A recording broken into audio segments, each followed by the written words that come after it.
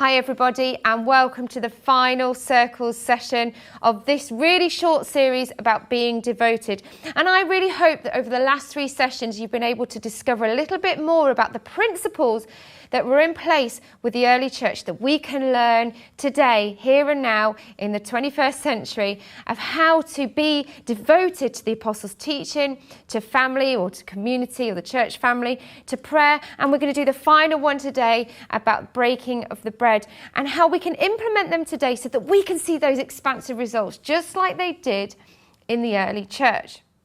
So let's go back and let's read Acts 2:42 to 47 again, as we've been doing over the last few sessions, just to refresh our memory and to look at those verses again. And it says, they devoted themselves to the apostles' teaching and to fellowship, to the breaking of bread and to prayer. Everyone was filled with awe at the many wonders and signs performed by the apostles. All the believers were together and had everything in common. They sold property and possessions to give to anyone who had need. And every day they continued to meet together in the temple courts. They broke bread in their homes and ate together with glad and sincere hearts, praising God and enjoying the favour of all the people. And the Lord added to their number daily those who were being saved. Amazing verses, really clear principles there for us. God has not made this difficult. He's made it very simple as a pattern for us to follow. And so here we are on the final part. And as I said before, I've kind of switched the last 2 around because I wanted to spend a little bit of time on this final one because I believe it has significance for us as a church going forward. Well, of course, all of them do, being devoted to the apostles' teaching, to prayer, to family. But this one particularly, I want us to look at being devoted to the breaking of bread or breaking of the bread, because it's one that's very often misunderstood or possibly oversimplified. And actually, it's a very rich principle that goes throughout the whole of the Bible. And I believe that God intended for us as his family to be connected and united over this. You see, we talked, a couple of sessions ago about being devoted to one another, being devoted to the family. And I believe this one thing, being devoted to the breaking of the bread, when we're devoted to this one thing, it really does unite us as a family, with God as our Father and us as his children.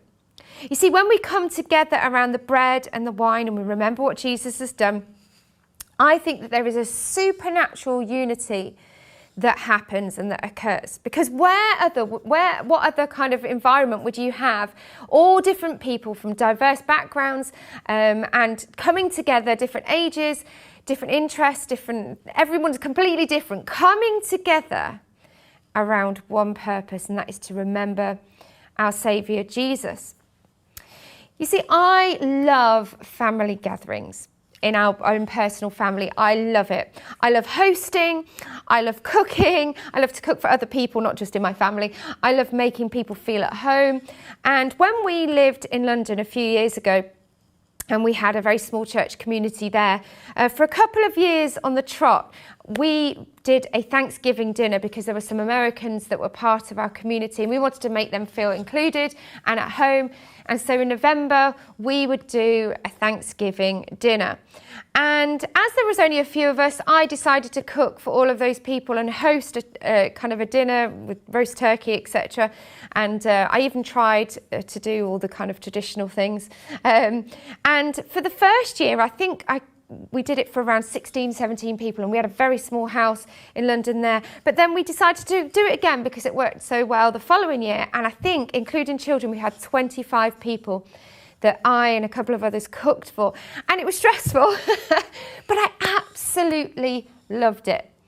Those couple of occasions, and there were other things that happened at that time too, will stay in my memory forever because it was a very special time of us coming together around a meal, enjoying one another's company. And yes, it was messy. Yes, it was stressful. Yes, it was loud. And we were all crammed in, and kind of eating turkey dinner on your knee was not, not ideal. But we had so much fun because there is something special about coming together over a meal. And you might think, well, this doesn't sound very spiritual. This doesn't sound very, like the Bible. Actually, It is exactly as the Bible teaches us, and I'm going to show us that today. You see, one thing I was determined about when we had children, when we were blessed with having a family, was that we always ate together whenever possible. Even if that was just at the end of the day, if they'd been out at school and we'd been out at work, I was determined that at the end of the day, we would eat together. No devices are ever allowed at the table. And, as everyone has grown up and is doing their own thing, out to work, college, school, whatever, it's really important that we protect that time, that might be the only time where we actually all sit together in the day. I think it's the same with our church family, with our spiritual family.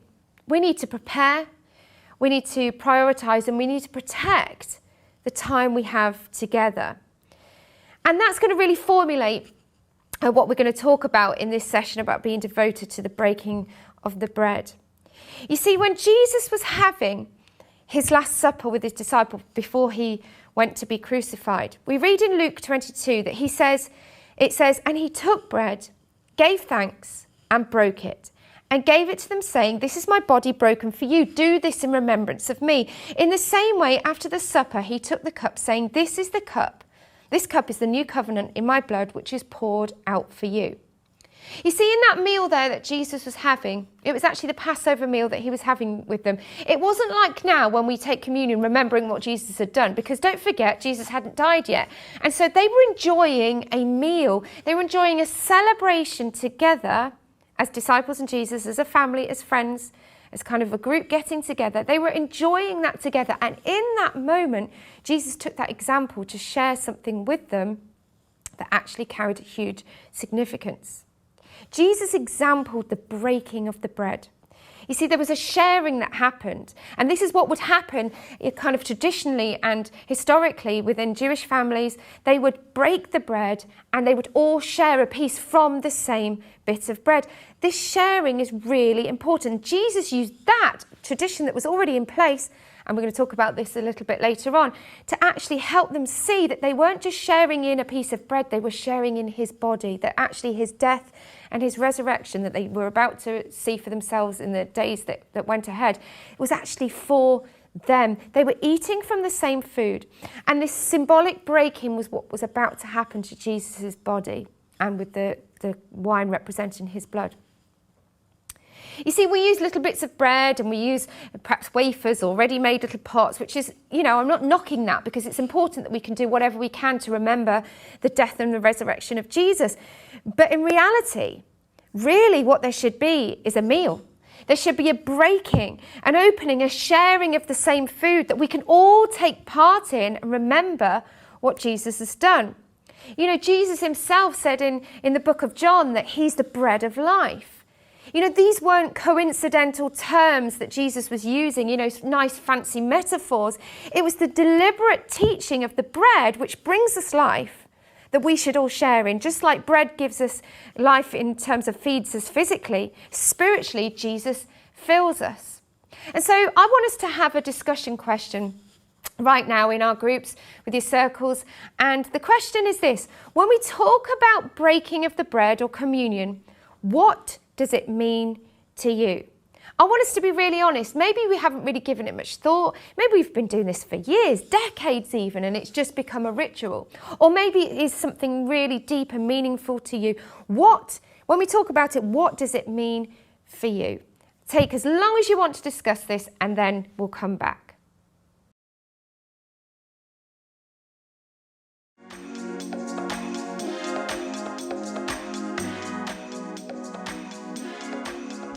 Okay, so hopefully you've talked a little bit about what this means for you, and maybe towards the end of this session, and as you look at it in depth for yourself, it might mean even more, or it might encourage you to go and look more at what this communion and breaking of the bread is actually all about, because it's so important that we don't just take it on face value, that we don't just take it as a ritual, but actually we understand about this coming together over a meal and how Jesus intended it to be for us.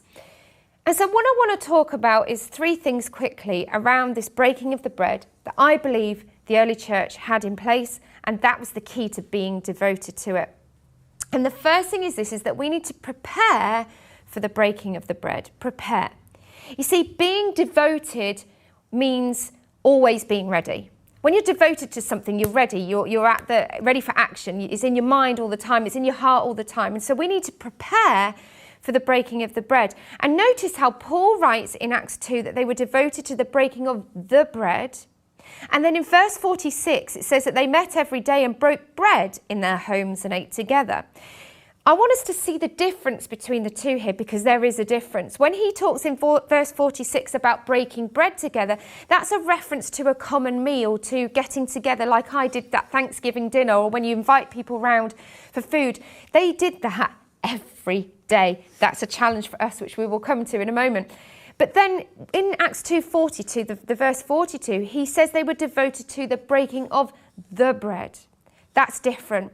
That's actually the part where during the meal they would actually take a moment to remember what Jesus had done. There's a clear distinction between the common meal and taking communion, breaking of the bread. There were two acts. You see, I believe we need to be a family, our church, our circles, disciples. We need to be a family who prepare, who are ready to host, facilitate, welcome people into our homes to eat together, and then to remember why we're together through taking communion together. Do you see how it works? You come together through a meal, and when you're having a meal together, you talk about your interests, you talk about what you've done, you relax, you enjoy, you're sharing the same thing together. And so spiritually, while we're doing that physically and actually and literally, spiritually something happens then when we're sharing a meal to come together and break bread together and say, now we're together going to remember what Jesus has done. We need to be a family who prepare for that. You see, I truly believe that it's true through these things that the church will truly grow. And not only grow in number, but disciples will actually be made. That is the key for us here in Acts 2:42. You see, when my family come round and when friends come round for dinner or come round for coffee and cake, whatever, there's a preparation that happens. And when I prepare, it creates an anticipation and an expectation, because there's love shown through that. Earlier on this year, my mum turned a very special birthday. We won't share how old she actually was. But I was excited. The family, we got together and we cooked a meal, and we had literally kind of 11 of us round a table in my kitchen, which isn't very big. But I loved it, the preparation, the love that went into it, the detail, how we dressed up and laid the table. We spent hours preparing and cooking, and the small little details, it was out of love for one another. That is what is so key. It says that they came together every day and ate together with glad and sincere hearts. Think about that for a moment. That should inspire us, that meeting together and eating together should be a joyful experience. You see, I want to challenge us with this question. When was the last time that you invited somebody over or arranged to get together? Maybe you can't afford to, or you don't have a space. Maybe it's about when was the last time you arranged something with a group of some of your church family, even if it was just for a cuppa and a biscuit. When was the last time that you arranged that? You might think, come on, Leanne, there are far more important things for us to be getting on with in our church. Well, do you know what? I completely disagree. There is nothing more important than us coming together, creating a family so that others want to belong. That is what it is all about, making disciples. You see, we need to prepare a place in our homes, in our hearts, for those who are the church family, but also for those who are not yet part of the church family. You see, I've got to say that the world has had enough of entertainment and shows. The church has had enough of entertainment and shows. They are in search of an authentic family environment where they can grow and learn and belong. I guarantee anyone will pass up an entertainment show in favour of being part of a family. And we need to be prepared and prepare a place for those people in our homes. And the second thing that we need to do after we prepare for the breaking of the bread is we need to protect the breaking of the bread. You see, when we really, really want something to happen, we will make it happen, and we will protect that arrangement. I will put something in my diary, a date that I'm meeting somebody, a friend or a family member, or an occasion that will be happening, and I will ensure that nothing interrupts it. It's kind of in my diary, in bold, do not interrupt. Do not change this. This is not happening. This is not changing. This is happening. I'll make sure that I tell my family, look, on that day you have to be free. On kind of the Apple iCal, you can send invitations, and very often I do that, send invitations to my family members and say, accept this invitation, make sure that you save the date, because I want to protect that arrangement. I'll be creative with my time and finances in order to make sure that that date or that plan goes ahead. We need to be exactly the same with the breaking of the bread with our church family. We need to protect that time, that nothing comes in its place. You see, if we're finding excuses to get out of stuff, to not be at church family gatherings, or to try and get out of it and leave, something isn't right. Remember, the early church, they had glad and sincere hearts, and they met every single day. They met every single day to eat together, and they sold everything they had and shared out their possessions. So come on, we're only doing a fraction of what they're doing. But here comes the question. How much do we ensure that taking communion, breaking bread together happens whenever we meet? Do you take it with your circle? Would you like to take it with your circle? Because if you want to, you can. The whole point is that we should come together. We should protect this time. You see, if anything becomes more important than making Jesus the central reason for our meeting, we have a problem. Of course, it's going to be fun and laughter, and it might be someone's birthday or just a get-together. That's what Jesus wants. He even engaged in those celebrations. But he is the reason for our getting together. He is the reason we're friends and family in the first place. You see, God's people historically throughout the whole Bible are a people who were told to remember. You can read through the Old Testament. God is always setting up monuments and asking them to set up monuments and celebrations and moments of celebrations to remember what God has done. And if we look at the Passover, Jews celebrate the Passover, which is a meal which remembers what God did for them in a time when he saved their firstborn children. You see, when God's people were slaves in Egypt, in the Old Testament, you can read about it in Exodus, and Moses was called to lead the people out. But before that, Pharaoh wouldn't let God's people go. He wouldn't let the Israelites go. And so God sent plagues to the Egyptians to show them that he was God and that he wasn't going to be messed about. And in Exodus 12, we read that God told Moses and Aaron in Egypt to take lambs, young lambs, who were without defect. And then it says, and the members of the community of Israel must slaughter them at twilight. Then they are to take some of the blood of these lambs and put it on the sides and the tops of the door frames of the houses where they eat the lambs. That same night, they are to eat the meat roasted over the fire along with bitter herbs and bread made without yeast. And then it says later on in verse 12, on that same night, God says, I will pass through Egypt and strike down every firstborn of both people and animals, and will bring judgment on all the gods of Egypt. I am the Lord. The blood will be a sign for you on the houses where you are, and when I see the blood, I will pass over you. No destructive plague will touch you when I strike Egypt. This is a day you are to commemorate. For the generations to come, you shall celebrate it as a festival to the Lord, a lasting ordinance. I actually get goosebumps when I read that, when I realise the kind of significance and how that's a symbol for how we celebrate today. You see, when we look at that incredible moment, we see a glimpse into what Jesus has done for us. That's why we call Jesus the perfect Lamb of God, because he was our sacrifice. And because of his blood that's over the sides and the door frames of our hearts and our lives, God's judgment passes over us. When he sees the blood, he remembers what Jesus has done, that our sin has been paid for, and we're not struck down by the enemy. What we should have had in punishment, now we don't get, because he sees the blood of Jesus, and his blood protects us from death. Just as it did back then, it protected the firstborn children and animals of the homes that had eaten together and put the blood over the doorposts of their house. The same way it is for us, and that is why we take the breaking of the bread and communion. But also we can see another way that God calls us together to celebrate and to remember. He arranged it that would be a meal that would be passed on through the generations to remember what God had done. It wasn't a little piece of wafer. It wasn't a tiny piece of bread and a little thimble of juice. It was a meal together where they enjoyed each other's company and said thank you to God for what he had done. And we need to protect these times that God has set for us.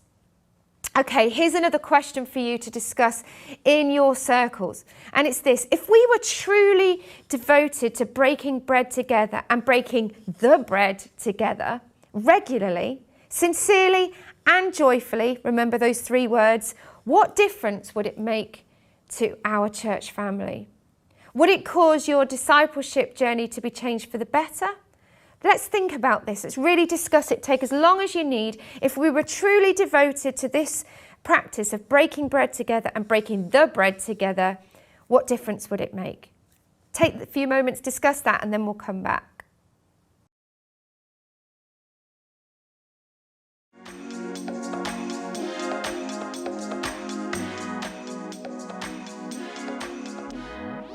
Okay, great. Let's hope that we've really looked at how this could impact our lives if we took this to another level. This is not to criticize and say that what we've been doing has been wrong or somehow not good enough, but it's always about how we can get better and be better at the things that God has showed us. And so the final thing we've got to prepare for the breaking of bread, we've got to protect the breaking of the bread, and now we've got to prioritize the breaking of the bread.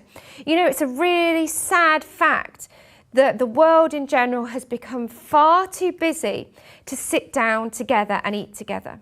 Think about families. Think about just generally friends getting together. It might happen occasionally, but historically that was something that happened every day, not just in the church, but everywhere. People made time to sit together and eat together. You see, the world today, everything is fast and it's quick and it's convenient.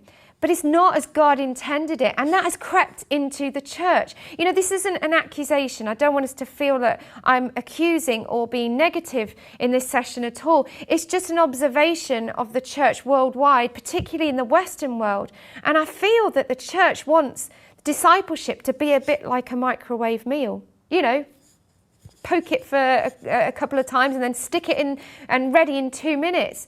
We're often kind of happy that our church family involvement is just for an hour once a week. If we really have to, maybe we'll do it every other week or maybe once a month. But anything more is too much. And let me tell you, this is not about coming to a church gathering. That is not what I'm saying.